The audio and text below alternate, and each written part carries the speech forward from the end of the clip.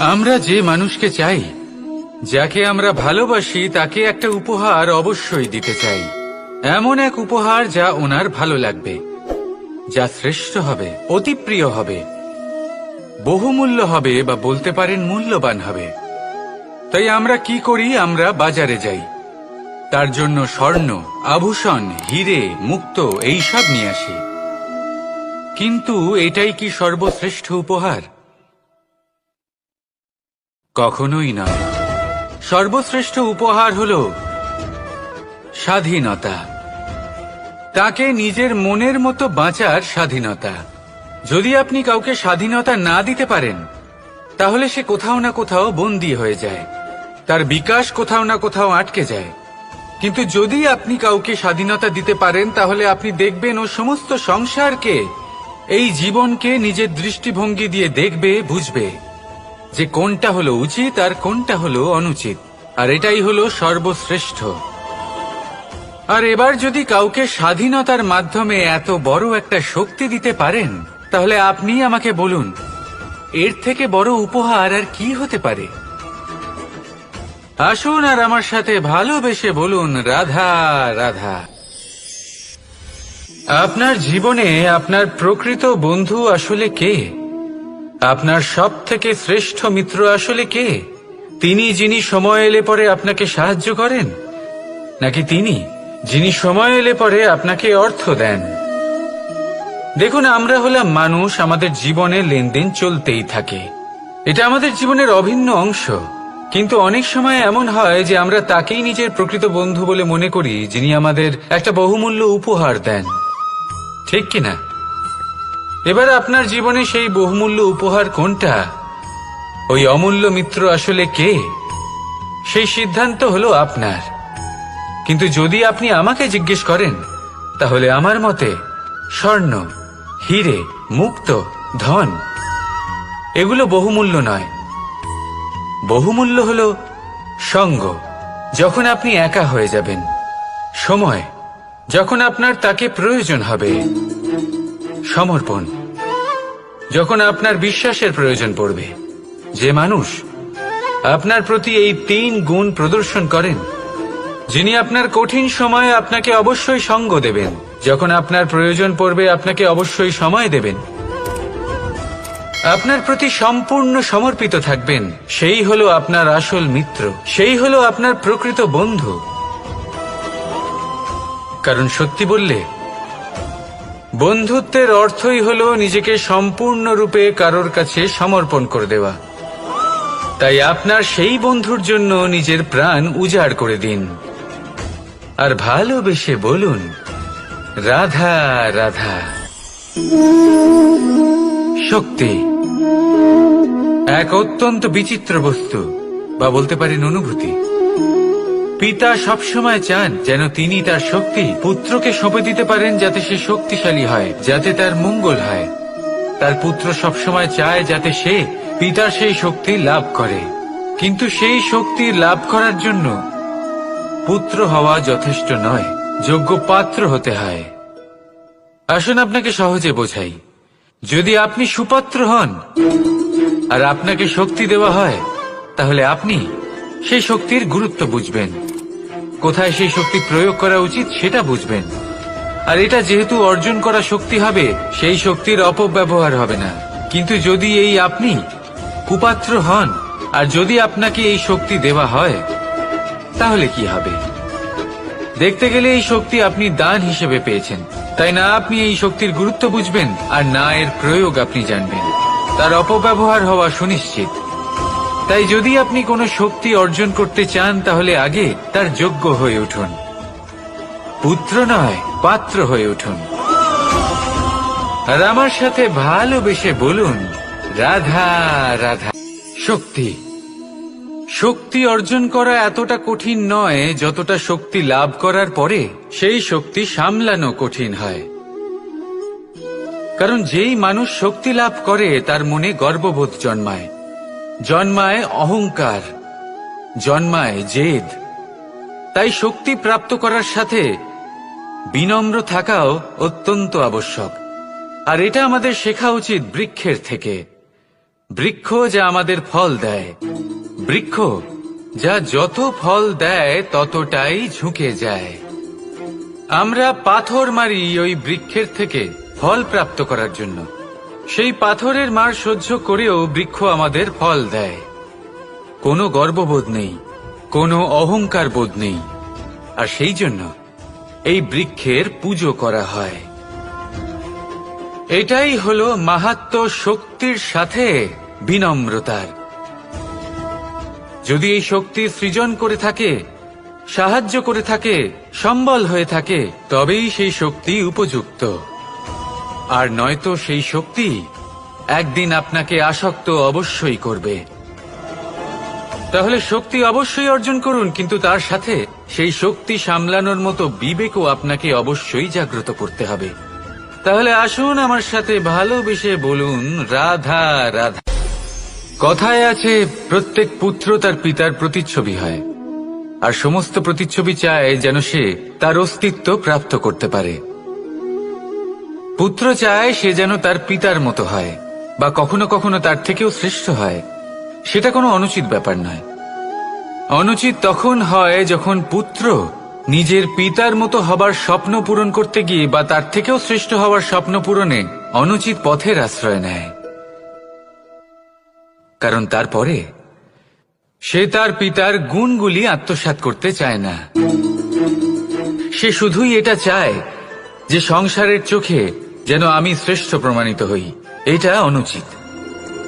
সংসারে এমন অনেক মানুষ আছেন যারা এই কারণে শ্রেষ্ঠ হবার চেষ্টা করেন যাতে তার পরিবারের তার পিতার সম্মান বৃদ্ধি পায়। এমনও মানুষ থাকেন, আর এটাই হলো পার্থক্য উদ্দেশ্যের। মনে রাখবেন, যদি আপনার উদ্দেশ্য শুভ হয় তাহলে পথও শুভ হবে, যদি আপনার উদ্দেশ্য অশুভ হয় তাহলে পথও অশুভ হবে। তাহলে নিজের পিতার মতো হবার চেষ্টা অবশ্যই করুন, তার থেকেও শ্রেষ্ঠ হওয়ার চেষ্টা অবশ্যই করুন, কিন্তু মনে রাখবেন আপনার সংকল্প আর আপনার উদ্দেশ্য এই দুই শুভ হওয়া উচিত। তাহলে আসুন আর আমার সাথে ভালোবেসে বলুন, রাধা রাধা। পিতা আর পুত্রের সম্পর্ক অত্যন্ত মধুর হয়ে থাকে। পিতা স্বপ্ন দেখেন, তাকে পূর্ণ করার সকল সম্ভাব্য চেষ্টা করেন, কিন্তু তাও অনেক সময় ওনার স্বপ্ন অপূর্ণ থেকে যায়। তখন পিতা ভাবেন যে স্বপ্ন উনি পূর্ণ করতে পারেননি, ওনার সন্তান তা অবশ্যই পূরণ করবে। যে স্থানে উনি কখনো পৌঁছতে পারেননি, সেই স্থানে ওনার পুত্র অবশ্যই পৌঁছবে। পিতা নিজের সন্তানের ভবিষ্যৎ নিয়ে সেই স্বপ্ন দেখেন, আর যখন সেই সন্তান সামনে এগোতে থাকে তখন তার দুঃখ হয় না, বরং গর্ব হয়। ওনার ভালো লাগে এটা দেখে যে ওনার সন্তান অনেক উন্নতি করছে। কিন্তু যখন সন্তান নিজের অভিভাবকের শক্তি দেখে, তার যশ দেখে হিংসা করতে থাকে, সমস্যা সেইখানেই শুরু হয়। সেই জন্য সকল সন্তানকে এটা মনে রাখতে হবে, দেখুন, পুত্র হবার সুবাদে, এক সন্তান হবার সুবাদে এটা হলো আপনার অধিকার যে আপনি আপনার পিতার থেকে বেশি উন্নতি করবেন। আপনার পিতাও এটাই চান, কিন্তু সুস্থভাবে এটা করুন। একটা রেখা টেনে নিন যাতে আপনি তাতে এগোতে পারেন আর আপনার পিতার তাতে গর্ববোধ হয়, আর সেই বিষয়ে দুঃখ না হয় যে আমার সন্তান আমাকেই ছোট করার চেষ্টা করছে। ইতিহাস সাক্ষী রয়েছে, যে মানুষ অন্য কাউকে ছোট করার চেষ্টা করেছেন সেই মানুষই ছোট হয়ে গেছেন। আর আমার মনে হয় না আপনি এটা চান, কারণ কোনো একদিন আপনিও কারোর পিতা হবেন। আসুন আমার সাথে ভালোবেসে বলুন, রাধা রাধা। ভক্তি আর শক্তি এই দুইয়ের মধ্যে সম্পর্ক অত্যন্ত সরল। মানুষ ভক্তি করেন যাতে তিনি শক্তি লাভ করতে পারেন, আর শক্তি লাভ করার পরে ভক্তিভাব ভুলে যান, আর শক্তির প্রতি আসক্তিতে মত্ত হয়ে যান, আর সেখান থেকেই তার বিনাশ শুরু হয়। কেন? কারণ ভক্তির দ্বারা প্রাপ্ত শক্তি অন্য কারোর হিতের জন্য ব্যবহার করতে হয়, অন্য কারোর মঙ্গল করার জন্য ব্যবহার করতে হয়, কারোর বিনাশের জন্য নয়। এবার যদি আমি আপনাদের একটা উদাহরণ দিয়ে বোঝাই, তাহলে কোদাল দিয়ে আমরা মাটি কোপাতে পারি, একটা গর্ত খুঁড়তে পারি যাতে একটা নতুন বৃক্ষ জন্ম নিতে পারে, একটা বৃক্ষ যা অন্য জীবকে ফল প্রদান করবে, যাত্রীদের ছায়া প্রদান করবে। কিন্তু এই কোদালের ব্যবহার যদি আমরা অন্য কারোর ক্ষতি করার জন্য করি, তাহলে ক্ষতি শুধুমাত্র আমাদেরই হবে।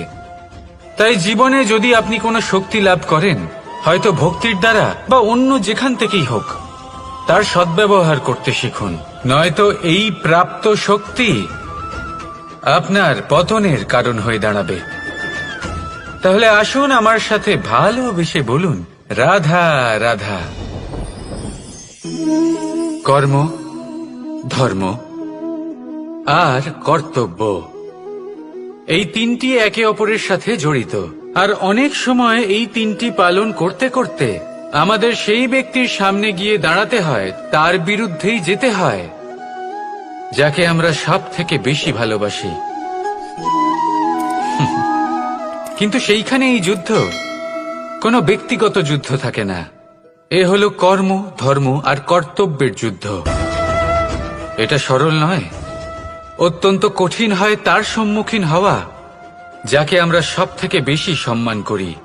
কিন্তু আমাদের তো আমাদের ধর্মের পথে চলতেই হবে, কারণ আমরা কর্মবদ্ধ, কর্তব্যবদ্ধ, আর এটাই করা উচিত।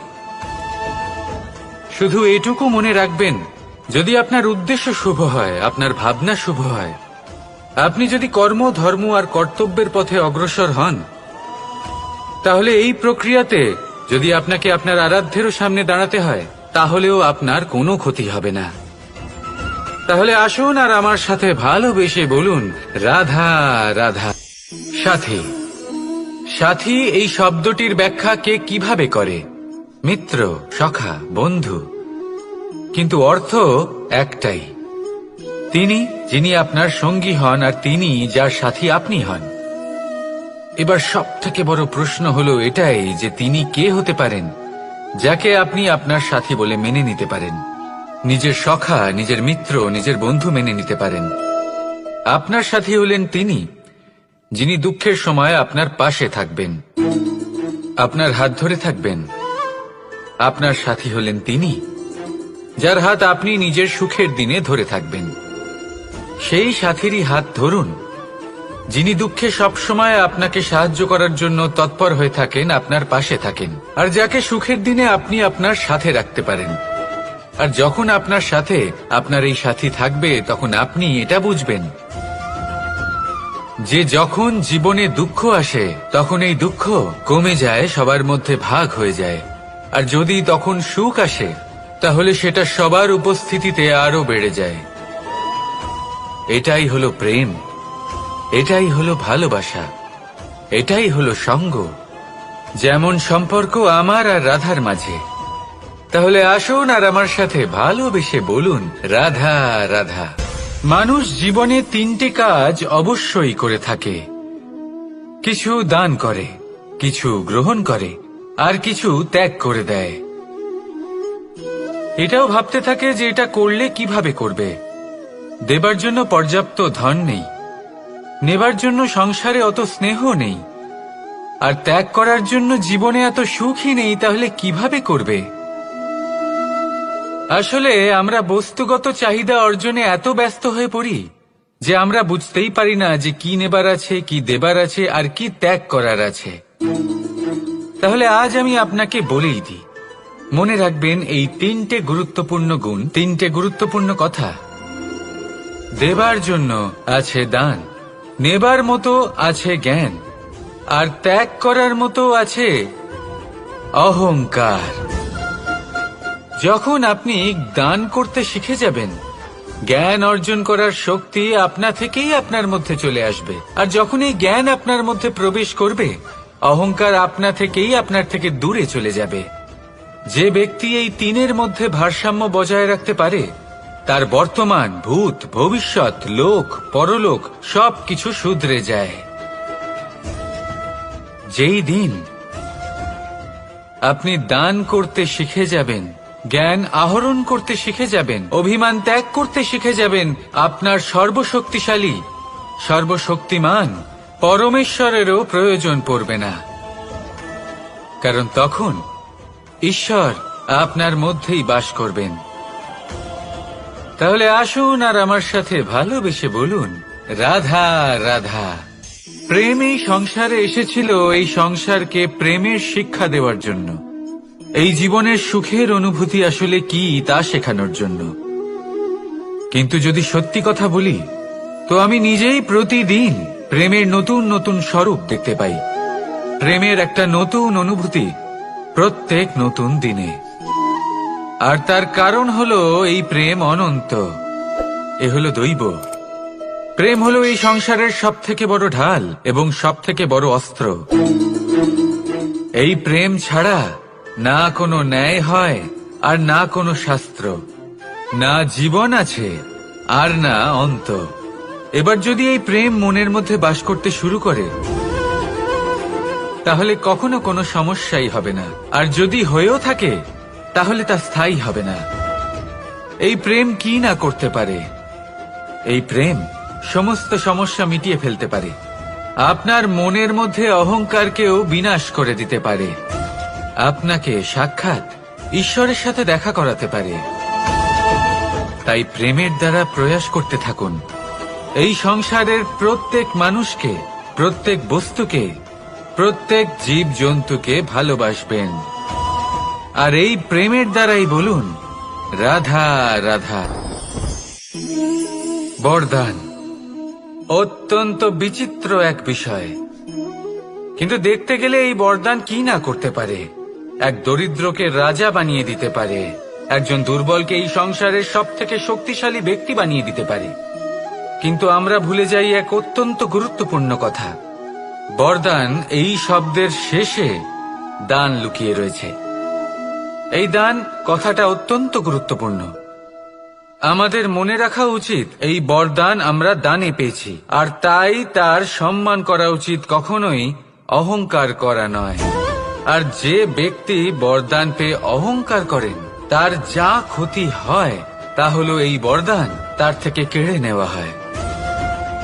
বর অর্থাৎ শ্রেষ্ঠ, অর্থাৎ বরদানের অর্থ হলো একটা শ্রেষ্ঠ দান, এবং তার ব্যবহার যদি আপনি কারোর ক্ষতি করার জন্য করেন, তাহলে ক্ষতি শুধুই আপনার হবে।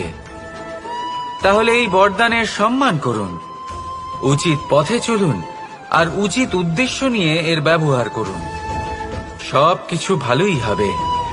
তাহলে আসুন আর আমার সাথে ভালোবেসে বলুন, রাধা রাধা। আজ আমি আপনাকে এমন এক গল্প শোনাবো যা আমার নন্দ বাবা আমাকে শুনিয়েছিলেন যখন আমি ছোট ছিলাম। কাহিনী একজন সাধু আর একজন বিছের।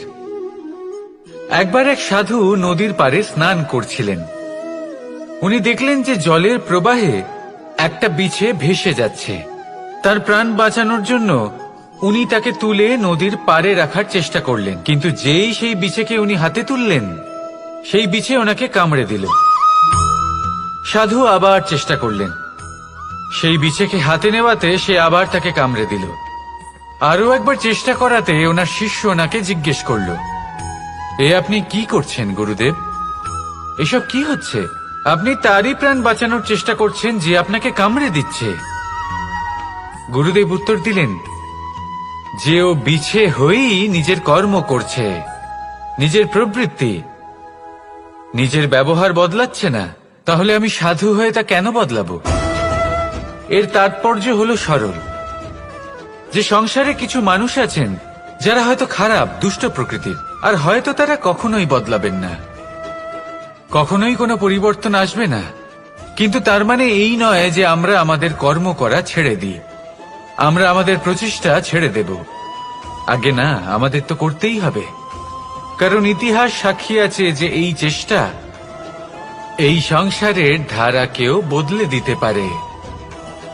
তাহলে আপনিও আসুন আর আমার সাথে ভালোবেসে বলুন, রাধা রাধা। এই সংসারের অন্তের, এর বিনাশের প্রারম্ভ কিভাবে হয়?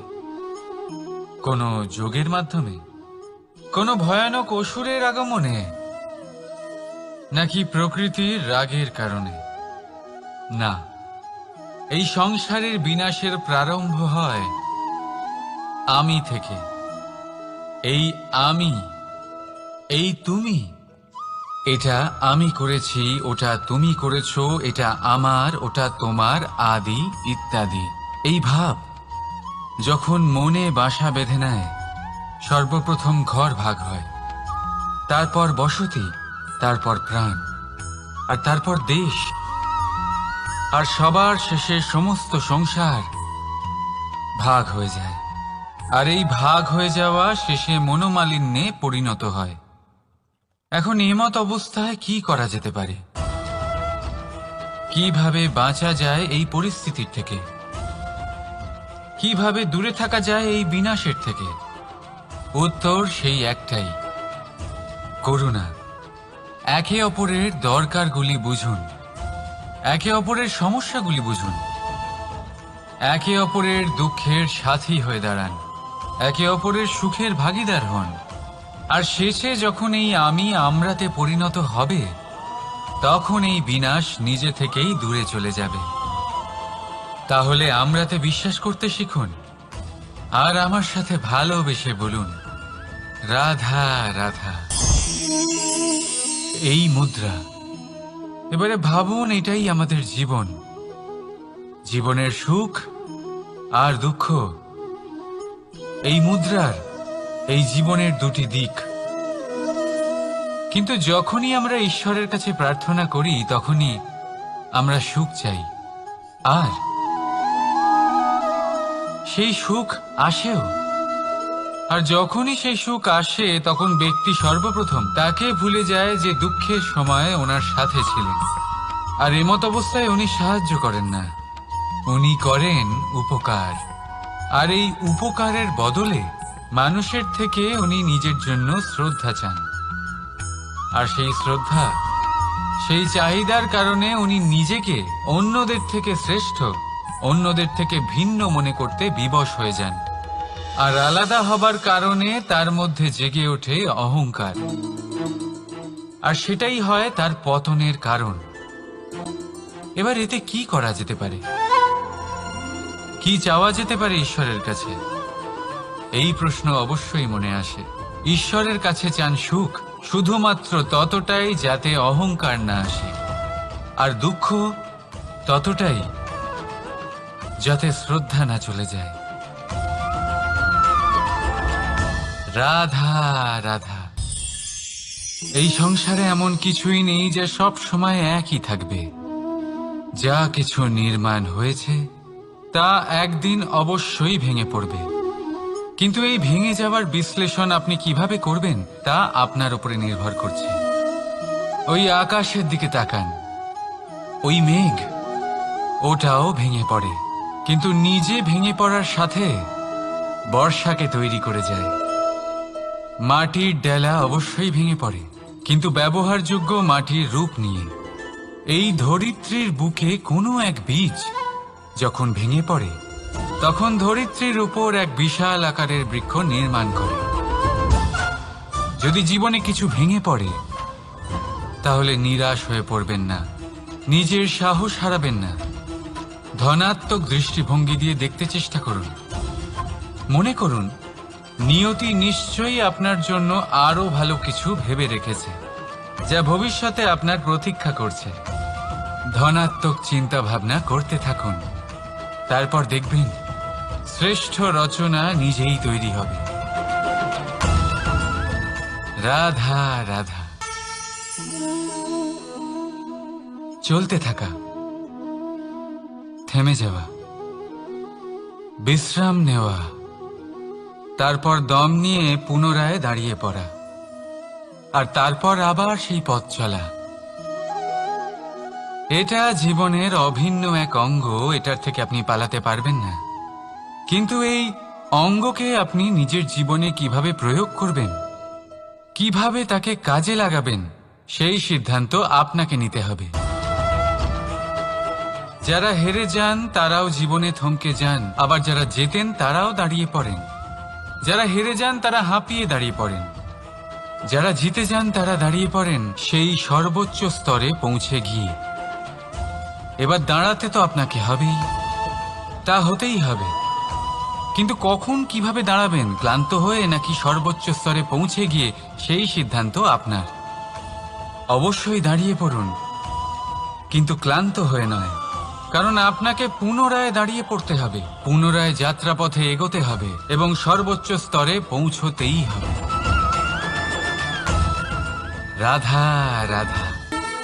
স্বপ্ন, আমরা জীবনে স্বপ্ন দেখতে থাকি, সেটা পূরণ করার পূর্ণ প্রয়াস করে থাকি। কিন্তু এই স্বপ্ন পূরণ না হওয়ার পরিস্থিতিতে আমরা ভেঙে পড়ি, ছিন্ন বিচ্ছিন্ন হই। আর তারপরেই বোঝা আমরা আগামী প্রজন্মের ওপর রীতিমতো চাপিয়ে দিই। আমরা এটাই মনে করি যে আমরা যেটা হতে পারিনি সেটা আমাদের সন্তান অবশ্যই হবে।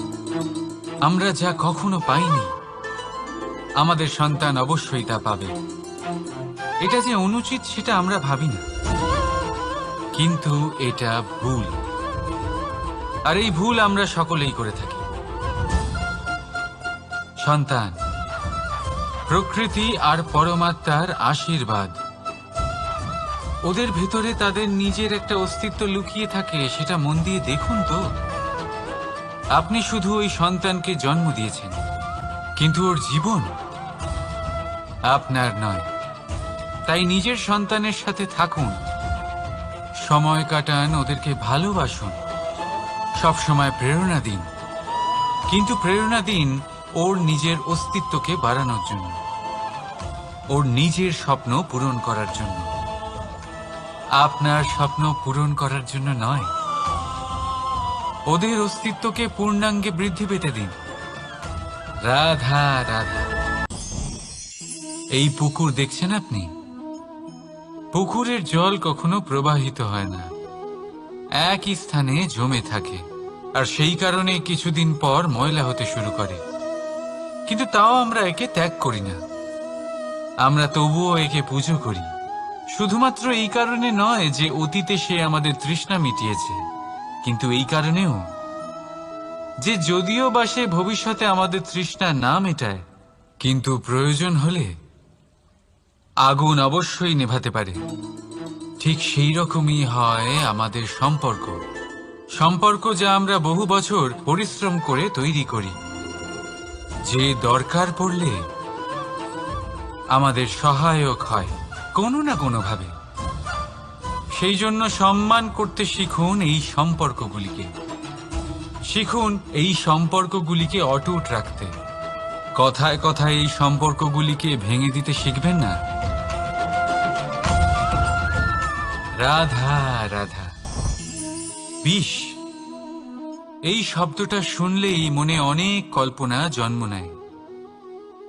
কল্পনা অসহ্যকর তিক্ততার, কল্পনা অত্যন্ত বেদনাদায়ক মৃত্যু। এবার যদি আপনাকে জিজ্ঞেস করা হয় যে সবচেয়ে বিষাক্ত বিষ কোনটা, তাহলে আপনি কি বলবেন?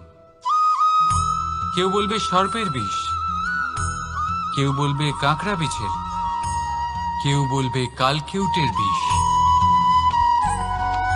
কিন্তু না, এই সমস্ত রকম বিষ সেই বিষের সামনে টিকতে পারবে না যাকে আমরা বলে থাকি কানের মধ্যে ঢালা বিষ। শুনতে অত্যন্ত মিষ্টি, কিন্তু তিক্ততায় অত্যন্ত বিষাক্ত। পেটের মধ্যে যাওয়া এই বিষ শুধুমাত্র একটি মানুষের মৃত্যুর কারণ হয়, কেবল একটি। কিন্তু কানের মধ্যে ঢালা এই বিষ একাধিক সম্পর্কের নাশ করতে পারে। আর এটাতে সেই ব্যক্তির ভুল নেই যে আপনার কানে বিষ ভরেছে, আপনি তাকে দোষ দিতে পারেন না। এখানে দোষ আপনার নিজের, যে এই বিষকে আপনি নিজের উপরে প্রভাব ফেলতে দিয়েছেন, এই বিষকে সুযোগ দিয়েছেন আপনার ক্ষতি করতে। এটা আপনার ভুল। সেই জন্য কুমন্ত্রণায় কখনো কান দেবেন না। আপনার মনে ভালোবাসার দৃঢ়তা জাগিয়ে তুলুন আর নষ্ট করে দিন এই সংসারের সমস্ত বিষের প্রভাবকে। রাধা রাধা।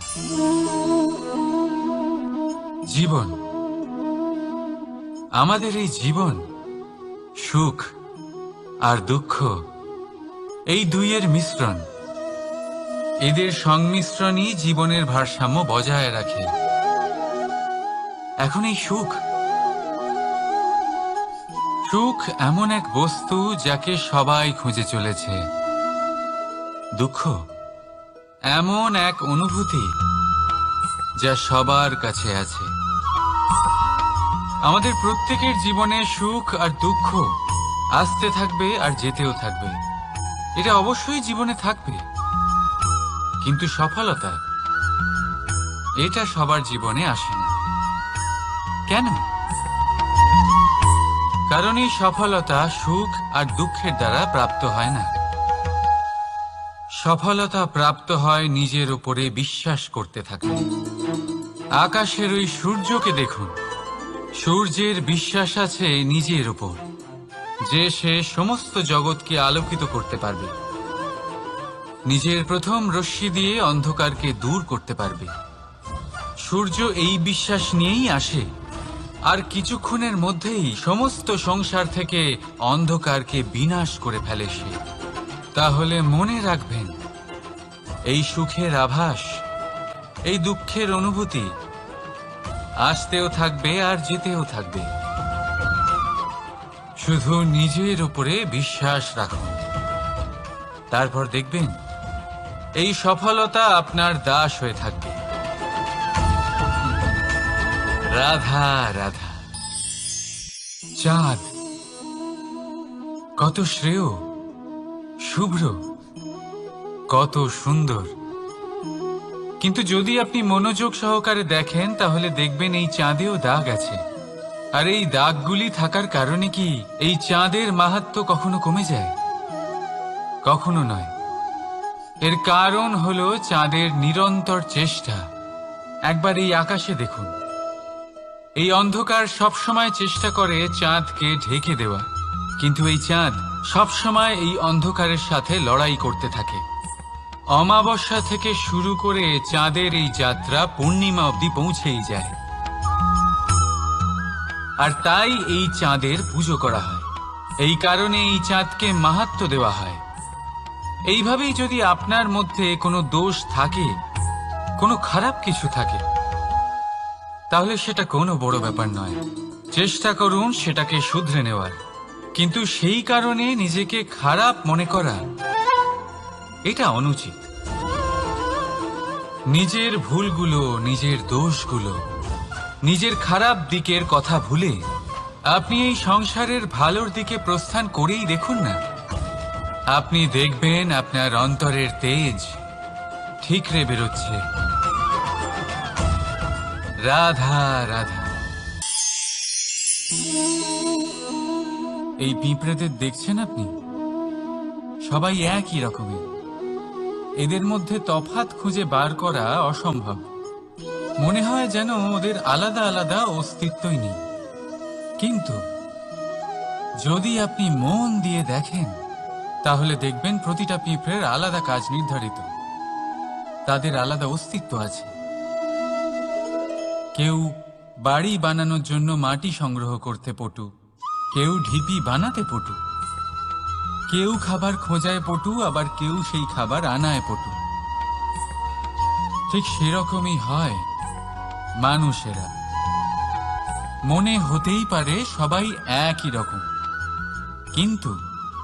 কিন্তু প্রতিটা মানুষের ব্যক্তিত্ব, প্রতিটা মানুষের অস্তিত্ব ভিন্ন হয়। আর সত্যি কথা বলতে কি, প্রতিটা মানুষের ভিন্নতাই আমাদের প্রগতির দিকে নিয়ে যায়। ভাবুন, যদি আপনাকে কারোর সাথে হাত মিলিয়ে চলতে হয়, তাহলে আপনাকে আপনার সোজা হাত তার উল্টো হাতে ধরে এগোতে হবে। এটাই সৃষ্টিকর্তার সৃষ্টির নিয়ম। ভিন্নতা, এই ভিন্নতাকে আশীর্বাদ ভেবে চলুন, এতে কোনো খারাপ নেই। রাধা রাধা। দাদা আমাকে বহুবার জিজ্ঞেস করেন যে কানাই, তুমি রাধার সাথে এই সংসারকে প্রেম শেখাতে এসেছো, তাহলে কেন তুমি রাধাকে এত বিরক্ত করো? কেন ও তোমাকে বিরক্ত করে? কেন এই ঝগড়াঝাটি হয়? কেন এই টানাপোড়েন চলে? এবার এটার উত্তর আমি কিছুটা এইভাবে দিতে চাই। পিঁপড়ে সেই বাড়িতেই প্রবেশ করে যেখানে মধু উপস্থিত আছে। যদি আপনার বাড়িতে মধু থাকে, কোনো মিষ্টি জিনিস থাকে, মিষ্টত্ব থাকে, তাহলে পিঁপড়ে সেখানে অবশ্যই প্রবেশ করবে। ঠিক এইরকমই হয় আমাদের সম্পর্ক। এর মধ্যে ছোটখাটো ঝগড়াঝাটি, টানা পড়েন, রাগ করা, মন ভাঙানো, এই সব তো চলতেই থাকে, বিশেষ করে সেই সম্পর্কগুলিতে যেখানে মিষ্টত্ব আছে। মনে রাখবেন, যেই সম্পর্কে কোনো খুনসুটি নেই, রাগ করা, মান ভাঙানো নেই, কোনো ছোটখাটো ঝগড়াঝাটি নেই, সেই সম্পর্ক শুধুমাত্র মস্তিষ্ক দিয়ে পালন করা হচ্ছে, মন থেকে নয়। তাই মন থেকে ভালোবাসতে শিখুন। আর এই ছোটখাটো ঝগড়াঝাটির, এই অম্ল মধুর খুনসুটির আনন্দ উপভোগ করুন, কারণ এতেও ভালোবাসা আছে। রাধা রাধা। এই পুস্তক বড়ই কাজের জিনিস। কাহিনী হোক, কবিতা হোক, স্মৃতি হোক, এতে যাই লিখে দেবেন তা ভবিষ্যতের পুঁজি হয়ে যাবে। কিন্তু যদি কখনো এমন হয় যে এই পুস্তক ময়লা হয়ে যায়, বা যদি কোনো পাতায় আপনি ভুল করে কালি ফেলে দেন, বা কোনো বাক্য লিখতে গিয়ে আপনি ভুল করে ফেলেন, তাহলে আপনি কি করেন? সেই পুস্তক কি আপনি তুলে ফেলে দেন? না, তাই তো। শুধু একটা পাতা ছিঁড়ে ফেলেন, যাতে সেই পুস্তক সঠিক থাকে, সুন্দর হয়ে ওঠে। এই পুস্তকের মতোই হয় আমাদের সম্পর্ক। তার সেই এক পাতা, একটা ভুল। তাই যে কোনো সম্পর্কে যদি কারোর কোনো ভুল হয়ে গিয়ে থাকে, তাহলে সেই ভুলকে সম্পর্ক থেকে দূরে করা সঠিক হবে। সেই ভুলকে ভুলে যাওয়াই সঠিক হবে। সেই সম্পর্ক ভাঙা নয়, সেই সম্পর্ক সামলে রাখুন। কারণ ভুল তো সবার দ্বারা হয়। যদি এরকম করেন, তবেই জীবনরূপী পুস্তক আরো সুন্দর হয়ে উঠবে। একে অপরকে ক্ষমা করতে শিখুন, একে অপরের ভুলকে ভুলে যেতে শিখুন। তারপর দেখবেন এই জীবনে আরো আনন্দ আসবে, আর এই সম্পর্ক নিঃশ্বাস নিতে থাকবে। রাধা রাধা।